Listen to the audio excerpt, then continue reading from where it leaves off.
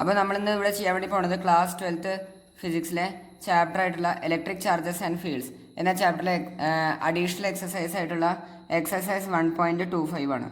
ക്വസ്റ്റ്യനിൽ പറയണത് an oil drop of 12 excess electrons is held stationary under a constant electric field of 2.55 into 10 raised to 4 Newton per coulomb in Millikan's oil drop experiment. The density of the oil is 1.26 gram per centimeter cube. Estimate the radius of the drop. ജിയുടെ value തന്നിട്ട് 9.81 metre per second square, ഈ 1.60 into 10 raise to -19 കൂളാം. അതായത് ഒരു oil drop ഉണ്ട്, ഇത് ഒരു സീലാണ്, ഇവിടെ ആയിട്ട് ഓയിൽ ഡ്രോപ്പ് ഉണ്ട്. ഇതൊരു ഓയിൽ ഡ്രോപ്പാണ്. ഇതിൽ 12 ഇലക്ട്രോൺ ഉണ്ട്. 12 എക്സസ് ഇലക്ട്രോൺസ് അതിൽ എഴുതിയിരുന്നത്. പക്ഷേ ശരിക്കും പറയുകയാണെന്ന് വെച്ചാൽ ഇവിടെ എക്സസ് എന്നുകൊണ്ട് ഉദ്ദേശിച്ചുള്ളതിൽ 12 ഇലക്ട്രോൺ ഉണ്ട് എന്നാണ് ഉദ്ദേശിച്ചത്. 12 ഇലക്ട്രോൺ ഈ ഓയിൽ ഡ്രോപ്പിലുണ്ട്. Is held stationary under a constant electric field of 2.55 into 10 raise to 4 newton per coulomb. ഇനി ഇതിൽ 12 ഇലക്ട്രോൺ ഉണ്ടാവുകൊണ്ട് ഇതിലൊരു വെയിറ്റ് ഉണ്ടാവുമല്ലോ, ആ വെയിറ്റ് കാരണം ഇത് താഴത്തേക്ക് വീഴാനുള്ളൊരു ടെൻഡൻസി ഉണ്ടാവും. ഇത് താഴത്തേക്ക് വീഴും. പക്ഷേ അതിനെ സപ്പോർട്ട് കൊടുത്തിട്ടുണ്ട്. നമ്മളൊരു ഇലക്ട്രിക് ഫീൽഡ് അപ്ലൈ ചെയ്തു. ഒരു ഇലക്ട്രിക് ഫീൽഡ് അപ്ലൈ ചെയ്തപ്പോൾ ഇതിന് എന്ത് കിട്ടി? ഒരു സപ്പോർട്ട് കിട്ടി. അത് കാരണം ഇതിപ്പോൾ എന്തിലല്ല, വീഴണ സ്റ്റേറ്റിലല്ല ഉള്ളത്. ആ ഇലക്ട്രിക് ഫീൽഡ് നമ്മൾ ഈ ഡയറക്ഷനിലാണ് അപ്ലൈ ചെയ്യുക. എന്നാലാണ് ഈ ഡയറക്ഷനിൽ ഇലക്ട്രിക് ഫീൽഡ് അപ്ലൈ ചെയ്യണതിൻ്റെ കാരണം ഇലക്ട്രിക് ഫീൽഡ് കാരണം ഇലക്ട്രോൺ മൂവ് ചെയ്യല്ലോ. ഒരു ഇലക്ട്രിക് ഫീൽഡിൽ ഇലക്ട്രോണിനെ പ്ലേസ് ചെയ്ത് കഴിഞ്ഞാൽ, ഒരു ഇലക്ട്രിക് ഫീൽഡ് ഒരു ചാർജ് പാർട്ടിക്കിളിനെ പ്ലേസ് ചെയ്ത് കഴിഞ്ഞാൽ ആ ചാർജ് പാർട്ടിക്കിളിന് മോഷൻ ഉണ്ടാവും. അപ്പോൾ ഇതിലുള്ള ഇലക്ട്രോണ് ഇലക്ട്രിക് ഫീൽഡിന് ഓപ്പോസിറ്റ് ഡയറക്ഷനിൽ മൂവ് ചെയ്യും.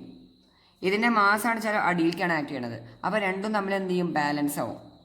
ഇലക്ട്രിക് ഫീൽഡ് കാരണം ഇലക്ട്രോണിൻ്റെ ഒരു ഫോഴ്സ് പ്രൊഡ്യൂസ് ആവും. അത് മുകളിലേക്കാണ് ഉണ്ടാവുക. ഇങ്ങോട്ട് ഇലക്ട്രിക് ഫീൽഡ് അപ്ലൈ നമ്മൾ വരുന്നതിൻ്റെ കാരണം എന്താ വെച്ചാൽ, മുകളിലേക്കാണ് അപ്ലൈ ചെയ്തെന്ന് വെച്ചാൽ ആ ഫോഴ്സ് ഉണ്ടാവുക അടിയിലേക്ക് ഉണ്ടാവുക. നമ്മുടെ ഗ്രാവിറ്റേഷണൽ ഫോഴ്സ് ഉണ്ടാവുക അടിയിലേക്കായിരിക്കും. അപ്പോൾ അത് കാരണം ഓയിൽ ഡ്രോപ്പ് താഴത്തേക്ക് വീഴുകയാണ് ചെയ്യുക. ഇതിപ്പോൾ ബാലൻസ് ആവണമെന്ന് വെച്ചാൽ ഇവിടെ പറയുന്നുണ്ട് കണ്ടോ, ഈസ് ഹെൽഡ് സ്റ്റേഷനറി എന്ന് പറയുന്നുണ്ട്. അപ്പോൾ സ്റ്റേഷനറി ആവണമെന്ന് വെച്ചാൽ ഇലക്ട്രിക് ഫീൽഡ് ഇങ്ങോട്ട് അപ്ലൈ ചെയ്യണം, എന്നാലാണ് അത് സ്റ്റേഷനറി ആയിട്ട് നിൽക്കുള്ളൂ. ഗ്രാവിറ്റേഷണൽ ഫോഴ്സ് അടിയിലേക്കാണ് ആക്ട് ചെയ്യണത്. ഇലക്ട്രിക് ഫീൽഡ് കാരണം ഉണ്ടാവണ ഇലക്ട്രോൺ ഉണ്ടാവണ ഫോഴ്സ് മുകളിലേക്കാണ് ആക്ട് ചെയ്യണത്. അപ്പോൾ ആ രണ്ട് ഫോഴ്സുകൾ നമ്മൾ പരസ്പരം ക്യാൻസൽ ചെയ്ത് പോകും. അങ്ങനെ ആ ഓയിൽ ഡ്രോപ്പ് സ്റ്റേഷനറി സ്റ്റേറ്റിൽ കണ്ടിന്യൂ ചെയ്യും. എന്നാലാണ് ഇലക്ട്രിക് ഫീൽഡിൻ്റെ ഡയറക്ഷൻ ഇങ്ങോട്ട് ആവണം, എന്നാൽ മാത്രമാണ് എന്ത് സംഭവിക്കുള്ളൂ, ഈ ഓയിൽ ഡ്രോപ്പ് സ്റ്റേഷനറിയിൽ നിൽക്കുള്ളൂ. കാരണം എന്താ പറയുക, ഗ്രാവിറ്റേഷണൽ ഫോഴ്സ് ഈ ഡയറക്ഷനിലാണ് ആക്ട് ചെയ്യുന്നത്.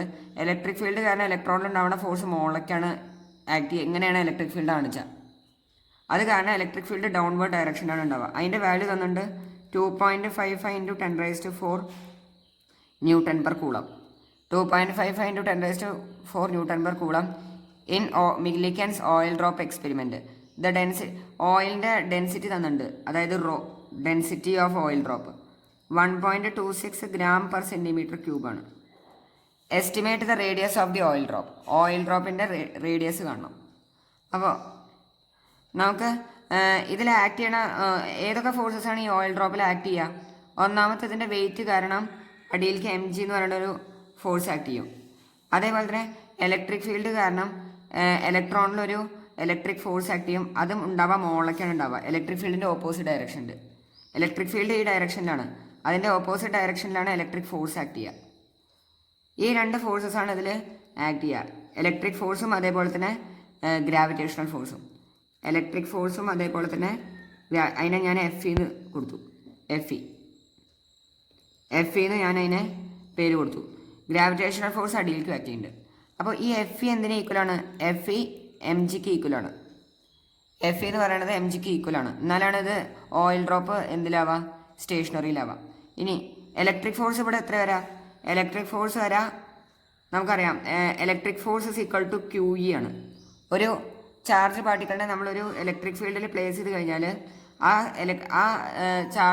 ഇലക്ട്രിക് ഫീൽഡ് കാരണം ആ ചാർജ് പാർട്ടിക്കിളിന് ഉണ്ടാവുന്ന ഫോഴ്സ് ആ ചാർജ് ഇൻറ്റു ഇലക്ട്രിക് ഫീൽഡിന് ഈക്വലാവും, QE. അപ്പോൾ അതിനെ ഇവിടെയും ചെയ്യാം. സോ Q ഇവിടെ എന്താണ്? ചാർജാണ്. 12 ഇലക്ട്രോണാണുള്ളത്. ഇതിൽ ഈ ഓയിൽ ഡ്രോപ്പിൽ 12 ഇലക്ട്രോണാണുള്ളത്.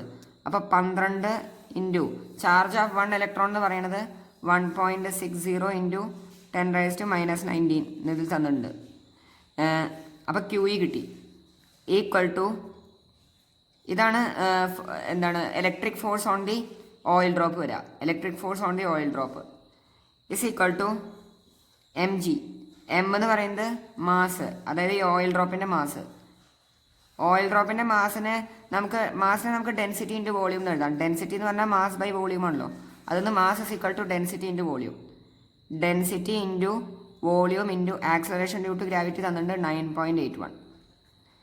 അതായത് 12 into 1.60 into 10⁻⁻19 equal to density of oil drop തന്നിട്ടുണ്ട് 1.26 ഗ്രാം പെർ സെൻറ്റിമീറ്റർ ക്യൂബിലാണ്. ഇതിനെ നമുക്ക് kilogram per metre cubic convert ചെയ്യേണ്ടി വരും. Kilogram per metre cubic.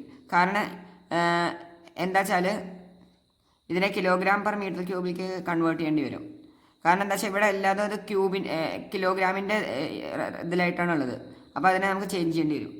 So അത് കാരണം ഡെൻസിറ്റി വരാം 1.26 ഇൻറ്റു 10⁻³ ഗ്രാം പെർ സെൻറ്റിമീറ്റർ ക്യൂബിനെ kilogram per metre cubic convert ചെയ്യണമെന്ന് വെച്ചാൽ 10⁻³ കൊണ്ട് മൾട്ടിപ്ലൈ ചെയ്യുക. പിന്നെ വോളിയൂം 4/3 പൈ r³. ഇവിടെ ഇതാണല്ലോ ഓയിൽ ഡ്രോപ്പ് എന്ന് പറയുന്നത് സ്ഫെറിക്കലാണല്ലോ. അത് കാരണമാണ് അതിൻ്റെ വോളിയൂം 4/3 പൈ r³ വന്നത്. r എന്ന് പറയുന്നത് സ്ഫിയറിൻ്റെ റേഡിയസ് ഇൻറ്റു 9.81 ഇതാണ് വരിക. അപ്പോൾ ഇവിടെ നമ്മളിത് കാൽക്കുലേറ്റ് ചെയ്ത് കഴിഞ്ഞാൽ നമുക്ക് ആൻസർ വരാം.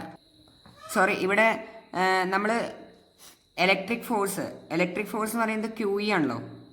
ഇവിടെ നമ്മൾ Q മാത്രമേ കൊടുത്തിട്ടുള്ളൂ. ഇവിടെ ഇൻറ്റു E വേണം. ഇലക്ട്രിക് ഫീൽഡ് നമ്മൾ ഇവിടെ കൊടുത്തിട്ടില്ല. 2.55 ഇൻറ്റു 10⁻⁴ അതിവിടെ കൊടുക്കണമായിരുന്നു.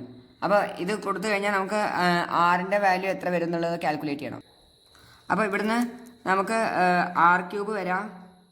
r³ ഇസ് ഈക്വൽ ടു ഇതിനെല്ലാം കൂടെ എടുക്കുക. 12 into 1.60 into 10⁻⁻19 into 2.55 into 10⁻⁴ whole divide by 1.26 into 10⁻³ into 4/3 into pi into 9.81 എന്നാണ് വരിക.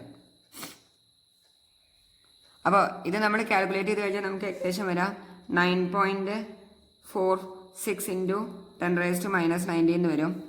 അതിന്ന് r ഇസ് ഈക്വൽ ടു ഇതിൻ്റെ ക്യൂബ് റൂട്ട് എടുക്കാം. ക്യൂബ് റൂട്ട് എടുത്തു കഴിഞ്ഞാൽ നമുക്ക് ആൻസർ വരാം. അപ്പോൾ ഇത് ചെയ്ത് കഴിഞ്ഞാൽ നമുക്ക് ആൻസർ വരാം 9.81 ഇൻറ്റു